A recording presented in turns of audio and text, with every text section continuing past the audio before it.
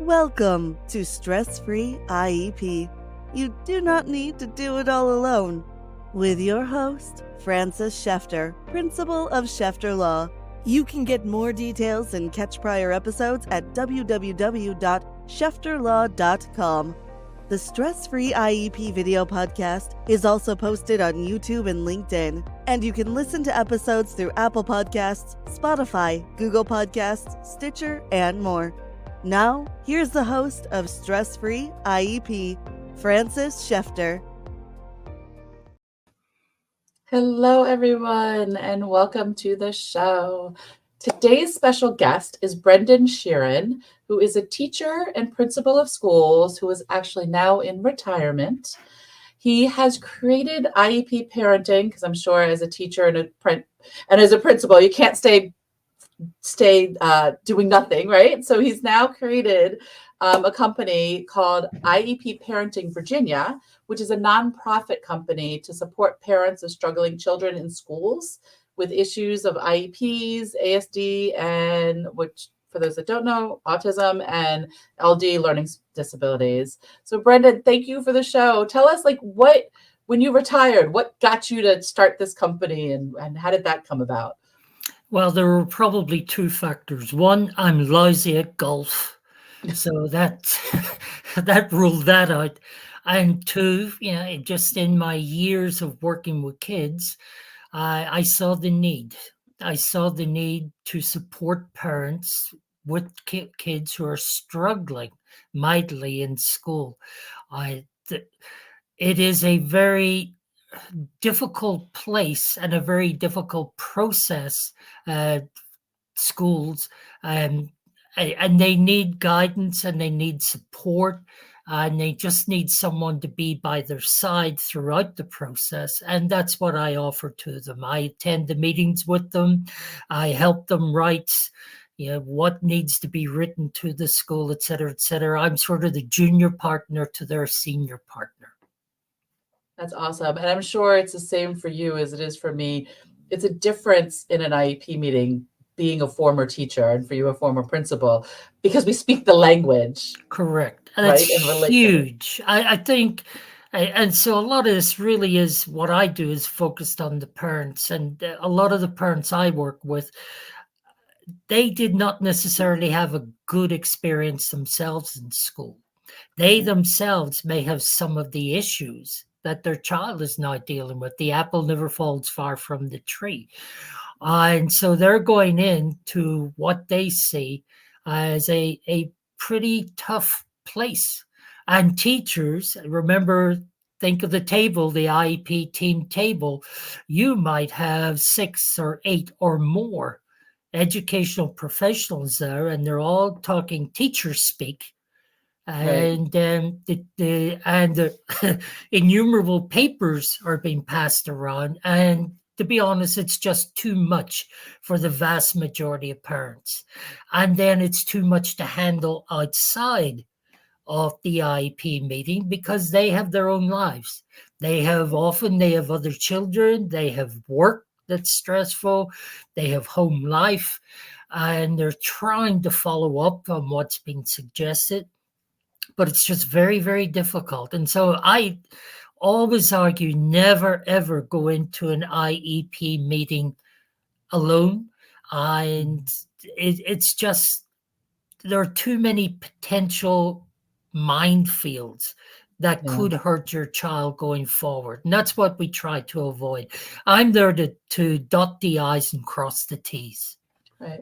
And I'm sure you do the same thing I do, is that the whole thing is, by bringing support, and whether it's an advocate or an attorney, however it is, that you can be the parent and you don't have to worry about it, because we're listening and we hear the language. And especially being a former teacher, a former principal, we know what words they're saying and what it means and what implications it could be in the future. Mm-hmm. Whereas the average person doesn't. Correct. And that's one of the things you're looking out for.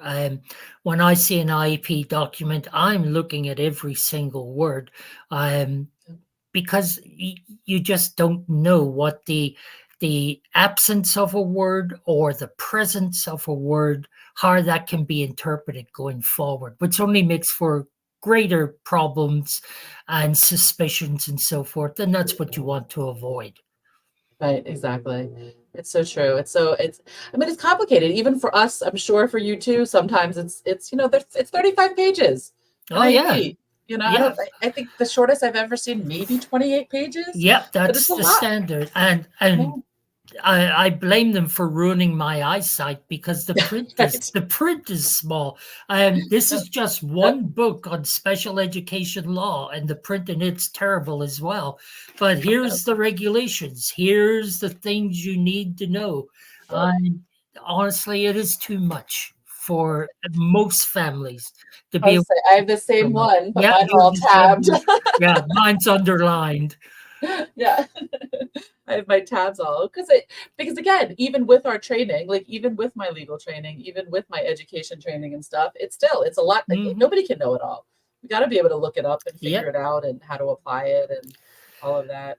And the one thing, perhaps a little different with me from some people, is I work only for the parents. I don't work with the child. I rarely see the child, except if we happen to cross paths in a school. But I work exclusively and 100% to support the parents.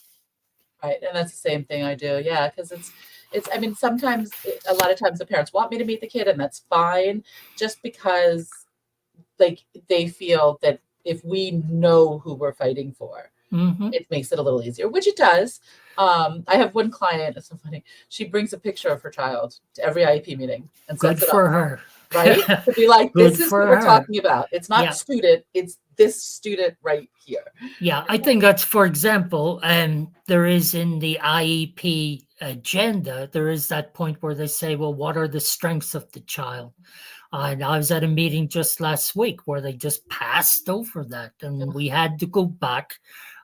This child has tremendous strengths, tremendous. He's a leader. He's going to grow up to be an entrepreneur of some sort, but it was just sort of passed over because it didn't fit into what we were talking about, which is school. Once he's out of school, he'll be great. So yes, you have to make sure that you're getting a real holistic viewpoint inside the IEP. And that's what I say all the time also with the present level, is that you have to have the strengths and weaknesses, Mm-hmm. because you need the strengths to help bring up the weaknesses. You can't Yep. just focus on weaknesses, because then what?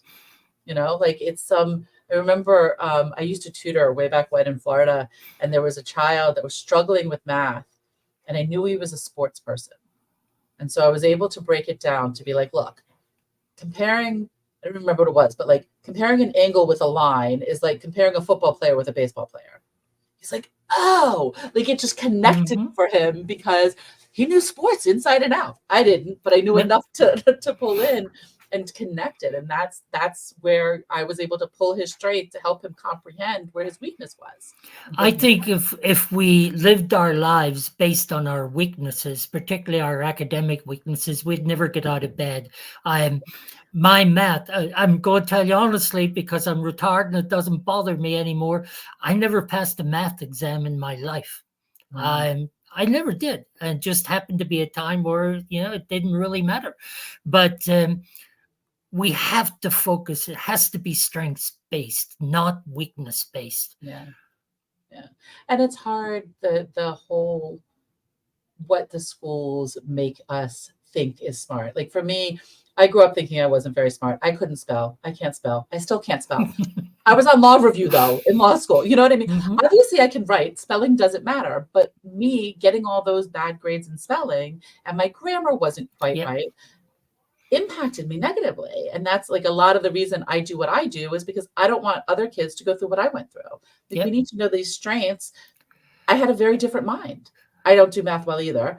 But that's the thing. Like if I was able to find my strengths, and of course when I grew up there weren't really IEPs back then. But like find those strengths, it would have been a very different experience Correct. for me. Absolutely.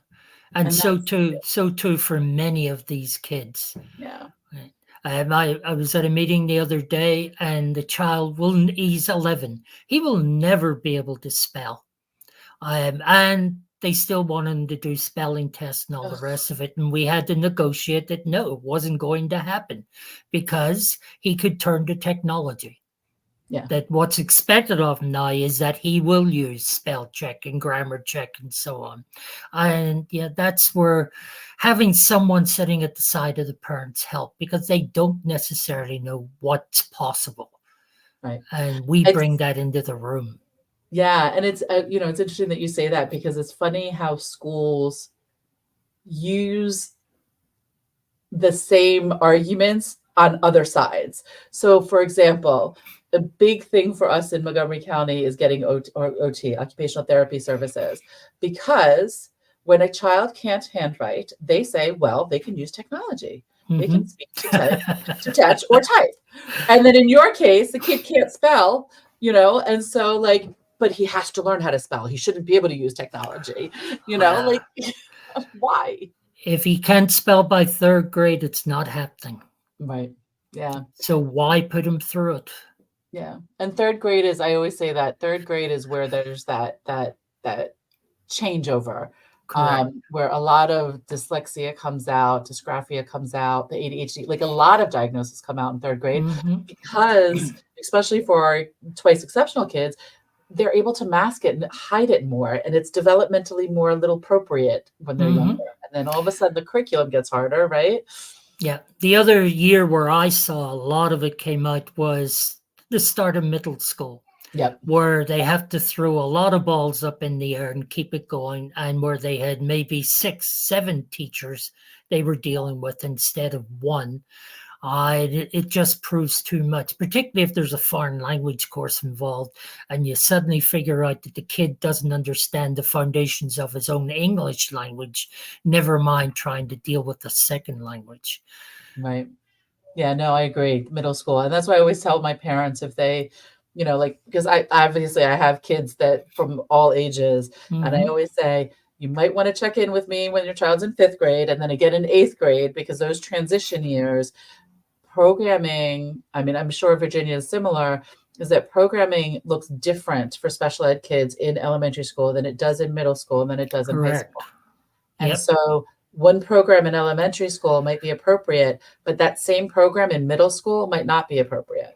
And parents, you may get the program in elementary school, but then you have to start to fight for it again in middle school or high school.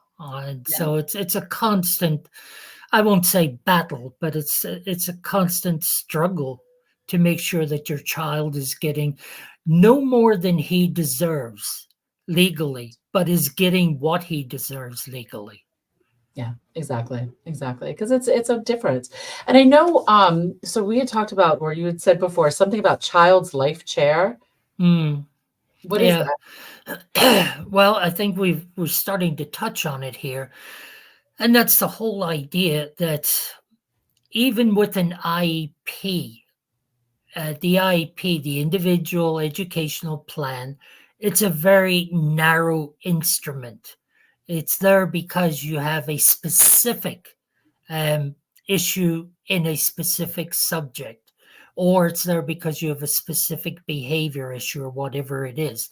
So it's like a lens. It's like a surgeon's tool that they're using just on this one area. And for most kids, and this applies to all kids, not just kids in special ed, but they sort of have less cushion to support them. You think of your children, think of the chair you're sitting on at the moment, maybe. Certainly the chair I'm sitting on, it has 4 legs. And so your child's seat is your child's life seat. It's what keeps them steady and stable and growing. But if you only focus on one of those chairs or 2 of those chairs, and most schools, that's all they do. They focus on academics, and maybe if you're lucky and you're one of those kids who's the quarterback or the star of the play or whatever it is, they may focus on another area of your life.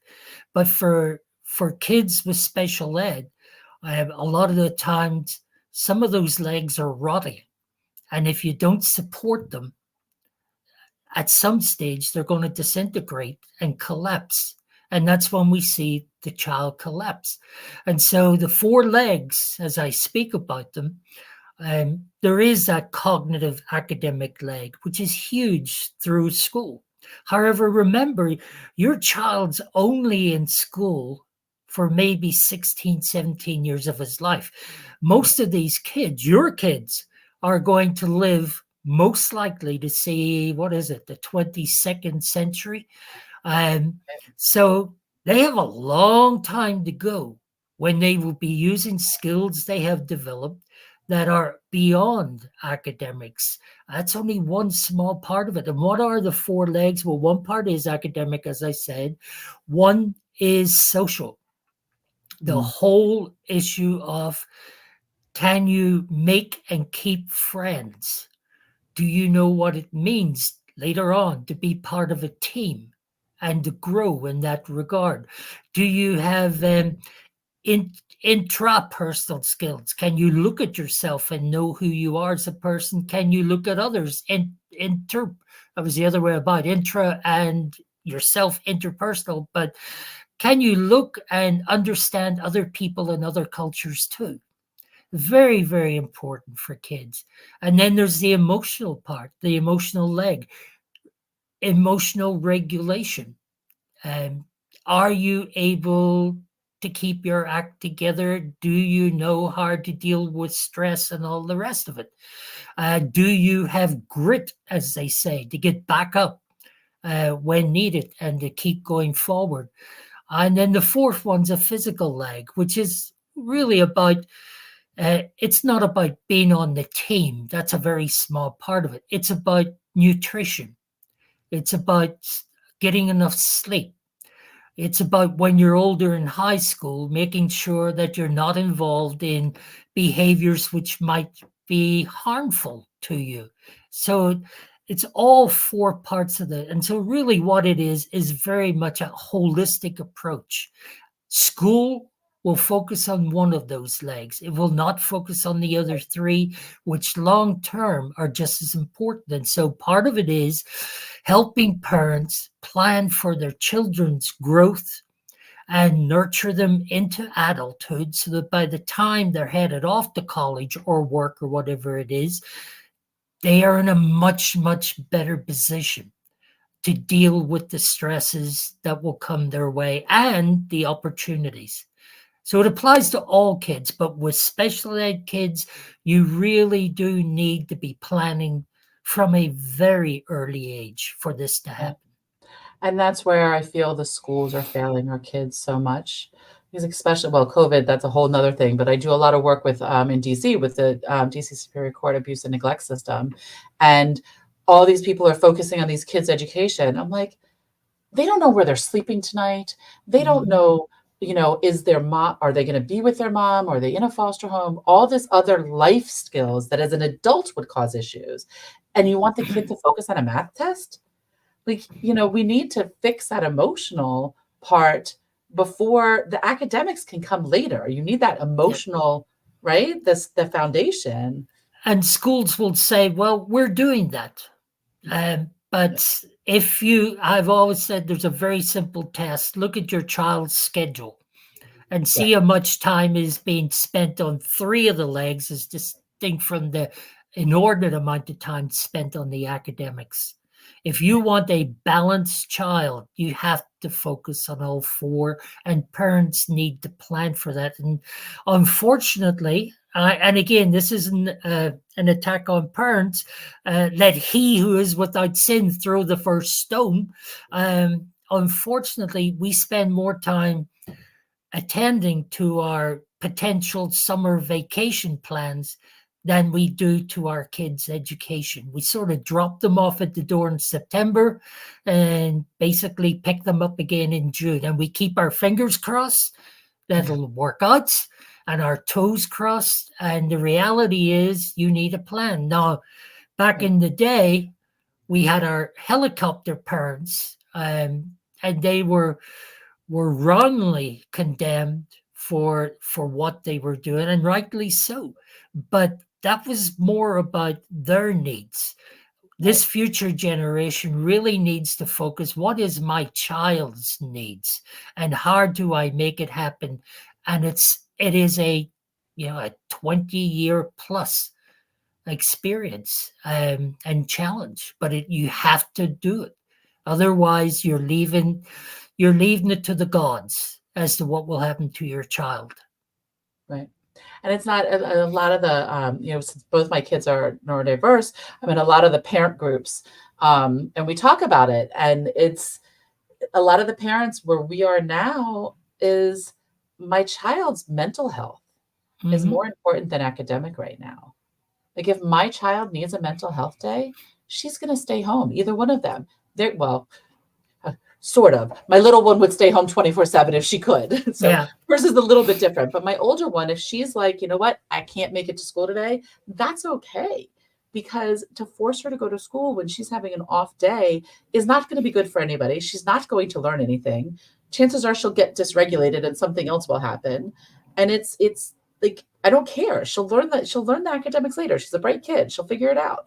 But that emotional and be able to self-regulate is so important. Yeah.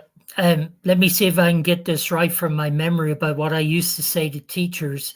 There is no point in us producing a child that's getting A's in academics and an F in life. And there's no point in us, the child getting an A in life and an F in academics. There has to be that holistic balance that is going to make the difference. And that only comes from the parent plan.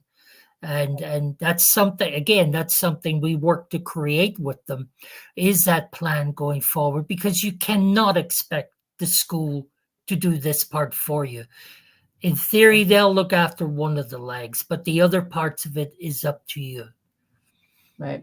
And so I want to go into that a little bit, the parent master plan, but it's interesting you say that because that's part of the reason this show, Stress-Free IEP, came about, was because I realized how many parents, including myself, didn't know what resources were available out there. Mm-hmm. And so that's what this show is all about, is to teach parents like, hey, look, you don't have to do this all alone. There are people that can help you. We hire doctors to help us with our medical. We can hire professionals to help us with our child's issues. It's okay, right? Yeah, so tell absolutely. me more about this. Yeah. Well, as I said, planning is vital. Yeah, planning is absolutely vital. But for most parents, all parents, a lot of the time, the planning's not there, and it's really about it's a retroactive approach rather than a proactive approach to your child. So particularly parents of special ed kids, they spend a lot of the time daily, the little time they have, they spend it putting out fires. So today's fire will be the forgotten homework, and the child crying, but the teacher shouted at her because the homework was forgotten or whatever. Next day, it's a behavioral thing. Next day, it's something else. And so the whole time that the parent has is spent working on these, putting out the fires. You're a firefighter. And instead, what you really need is a plan which allows you that no matter what, the little fires that occur, and daily or whatever, that it doesn't knock you off the goal you have for your child and where you're going, that it can be dealt with as part of this parent plan. And and it has to be strengths-based. We know the weaknesses of our children academically. Some of us try to suggest that that's not the case and that we can just push them into becoming better at something than they are. And it's not going to happen. And it's likely just to make things worse. I am not a huge believer in tutors, particularly for ADD, LD kids, because unless you deal with the basics, the kid isn't going to learn. All you're doing is putting on a Band-Aid, and an expensive Band-Aid at that, particularly in this area. You have to have a plan that is strengths-based and that really is personalized. The IEP, I would argue that every kid in school Every kid should have an IEP, an individual educational plan. We Yeah. should know who each child is based on the four legs, and communicating with parents and so forth. We should know who they are and what they're all about, and make that the basis for what's going forward. But it isn't the case. So you have to create that profile yourself, and you have to. Another thing I'd suggest is you have to create your own team of people. It's very, very important that you have a team. Who would be on that team? Well, it would be your doctor, hopefully a doctor that you believe in, that you trust, and not someone who's going to push ADHD medicine on the child after knowing them for 12 seconds. Right. Medication can be wonderful. I'm not attacking it, but it should be the last resort, not the first. So you have your doctor, you have maybe your therapist as well for what's needed in that respect. You have friends you can trust, because it can be a pretty lonely place for parents with these kids who embarrass you in public sometimes. Mm. And people are all staring at you. And then, of course, you have friends who will say, well, if you would just be a little harder, a little tougher, right. with them. Yeah, Break you need to spank break them, his or you need to do legs. this, right? Yeah, Exactly. break his legs. He won't do it again. Well, no, Right. that's it. And a phrase, I hope parents can remember this if they remember nothing else from this, and that is, if your child could, he would. If Yep. your child could behave in public, he would. But there are many reasons why it's not happening. So you need friends to support you. And family's the same thing. And family, right. So I was going to say, family and friends are all well-meaning. They want to do the best, but they don't understand it. sometimes, Well, yeah, no, they're definitely usually well-meaning. They don't know what they're saying and well-meaning. how harmful it is, but Yes, well-meaning. yes. And that's why I always say parent support groups. Yeah. Always. You need to surround yourself with these parents and be able to be like, oh my God, this happened today. Yep. And just vent it out. You're Yep. not looking for a solution. You're not looking for anything else. You just need to get it out. And somebody else say, oh my God, I totally know what you mean. My kid did that, or my kid did this, and just somebody else gets it. Yeah. But when your sister or mother or uncle or whoever it is saying, well, he's a boy, he'll just grow out of it. No, Yeah. he won't. He needs support. He needs help. It's not like the common cold. He won't just grow out of it. So all these people need to be on your team. And then I would argue, you may disagree, that you have to get certain people off your team. All those people that are the naysayers, that they need to be off your team when it comes to your child, because you don't need that negativity. Well, maybe you should stay home rather than going to work. Right. That would change things for him. Yeah. Yes, I love that. Those people need to go, because that includes your doctor if necessary. Find a doctor and specialists that really are sympathetic and know what they're talking about. Hugely important. Yeah, and it's not, like for the parents out there, I don't want them to feel like, I never want parents to feel like we're trying to put blame or put like, you have to do this, you have to do that. It's just, it's all figuring it out. We always say kids are not born with a manual, and then add neurodiversity on top of it, 1, 2, 3, however many diagnoses, and then another child either with or without. And it's just, every child's different, and we're all like, what do we do? And it's hard. And that's where the parent plan comes in, because you're personalizing it for you and for your family. Forget what the family down the street's doing. They're probably not telling you the truth about what's going on anyway with their kids, who are so smart and so athletic and so wonderful. Every family has its challenges, but when you have a plan in front of you And you're saying this is where we want to get to by the time he's leaving school and going to college, which many of these kids can still go to college, absolutely. But you have to know where you're starting from, and you have to know where you want to end, and you have to know how you're going to get there. And parents don't have that. And I would urge parents to have that personal plan. I have to go back and see who it was, but I had somebody on the show a while ago that was a parent, and also advocated, but like she said, what she was saying, it's the same thing, is you have to have a plan. You need to know where your child end goal is.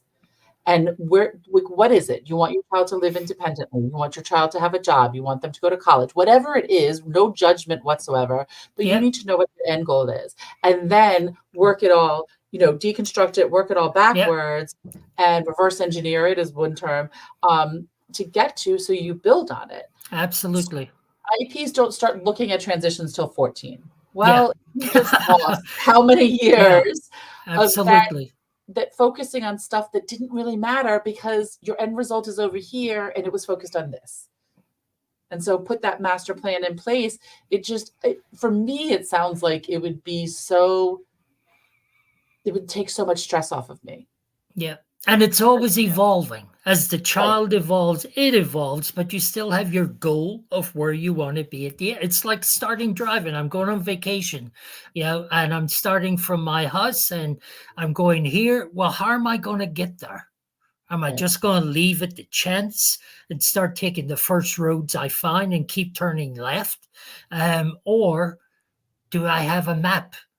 And that's real. Without that map, you're leaving it to the gods. You're leaving it to chance. And our kids, I think, deserve better. Maybe years and years and years ago, we could get away with that. I don't think you can get away with that today. The stakes are just too high in all parts of their lives. Just too high. And sorry, and you mentioned something about taking stress off you. That's the other part about this.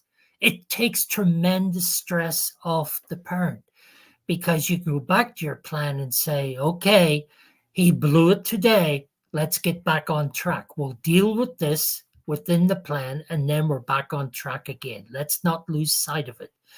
So I would urge people really it's not easy. It demands a lot of involvement, but it's a different type of involvement. It is proactive.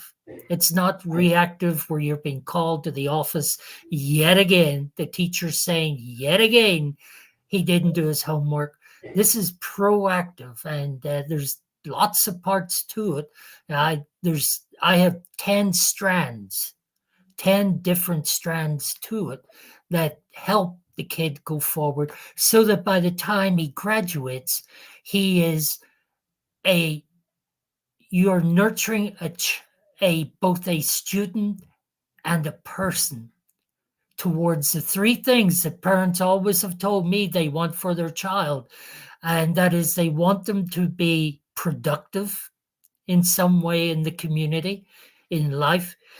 They want them to be happy, and they want them to be reasonably independent. Although, of course, if you've adult children, they keep coming back.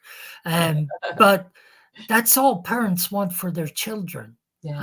And this is a way to get there.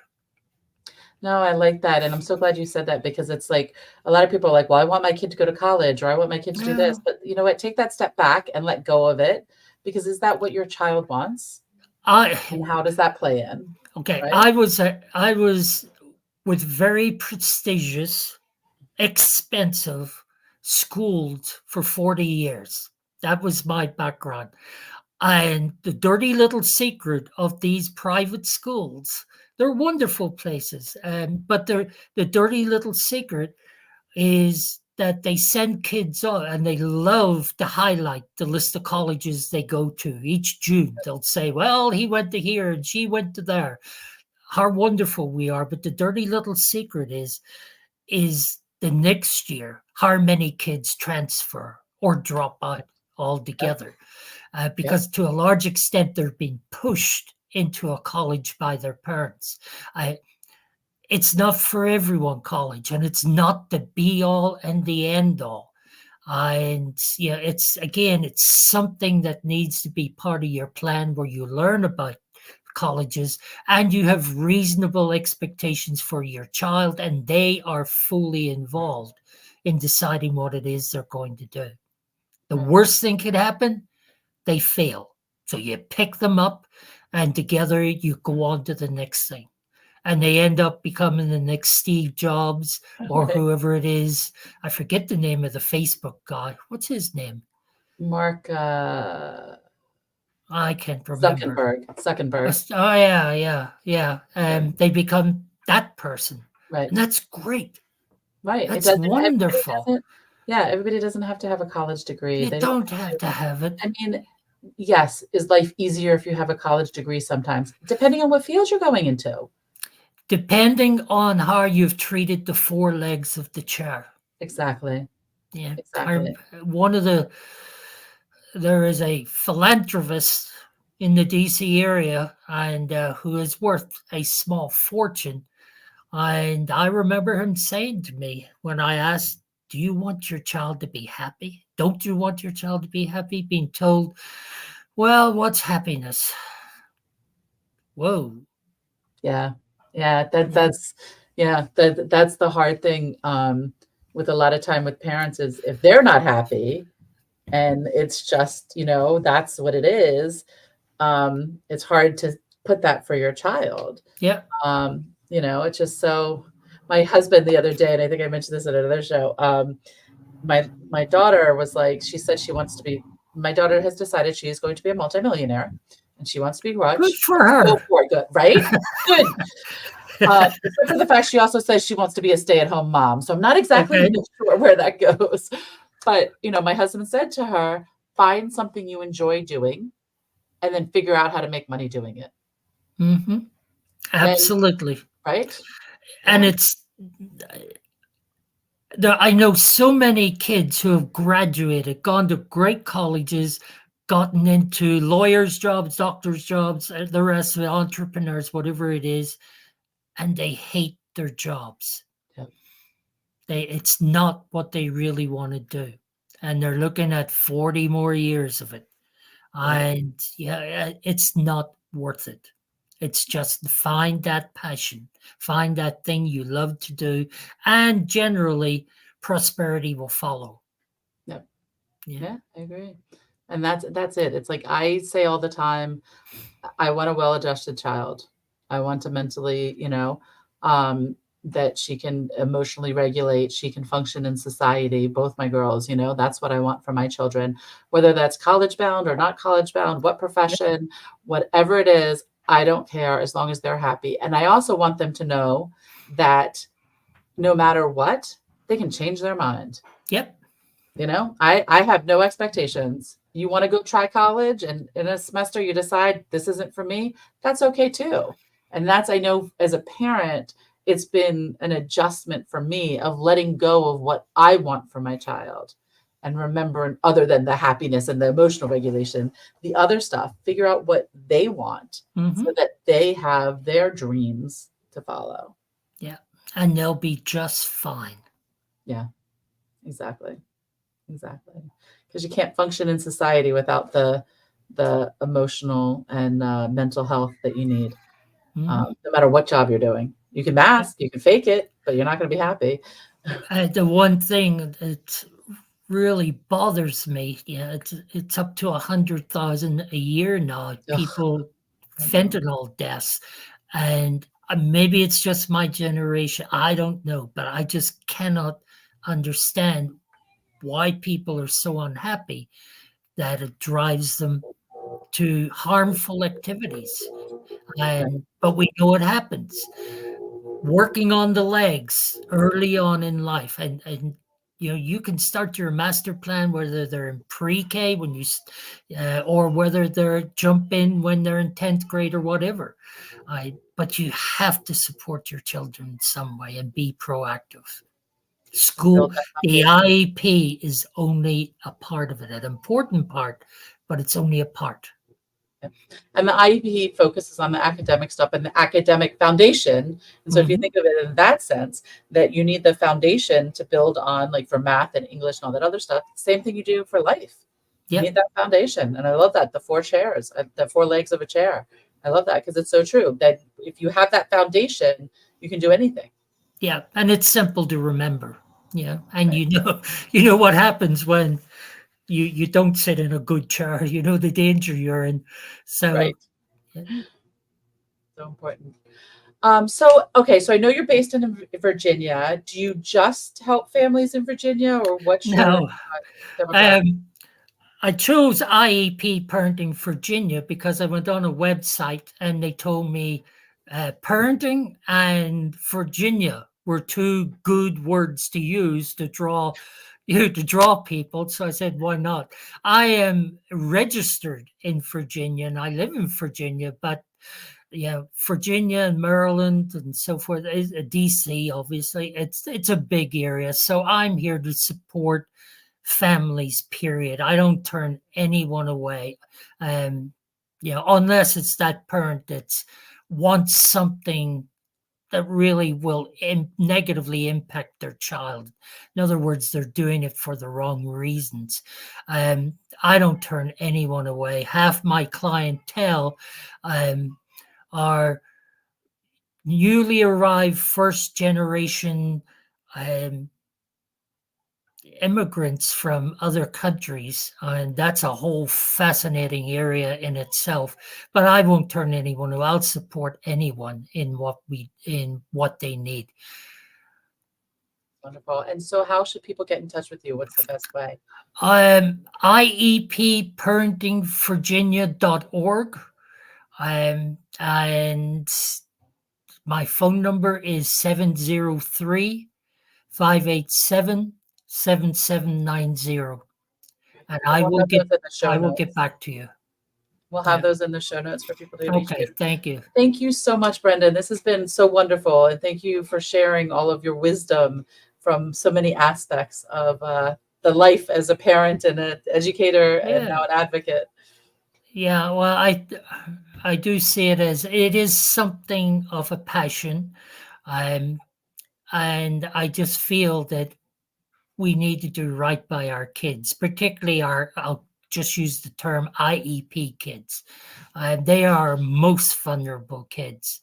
And sorry, and one last thing, I have reams of statistics which tells you what happens to too many of these kids. They drop out, they end up in prison, drugs, all the rest of it. And it just needs us all to support their four legs and the seed of life that they have. And hopefully they can take that then eventually and run with it. So thank you for having me on. I very much appreciate it. Thank you. Take care. Bye. Too. You've been listening to Stress Free IEP with your host, Francis Schefter. Remember, you do not need to do it all alone. You can reach Francis through schefterlaw.com, where prior episodes are also posted. Thank you for your positive reviews, comments, and sharing the show with others through YouTube, LinkedIn, Apple Podcasts, Spotify, Google Podcasts, Stitcher, and more.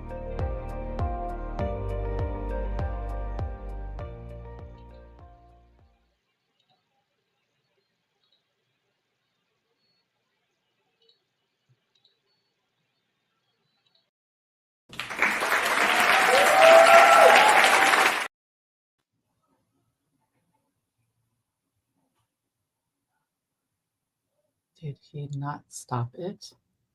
Yeah.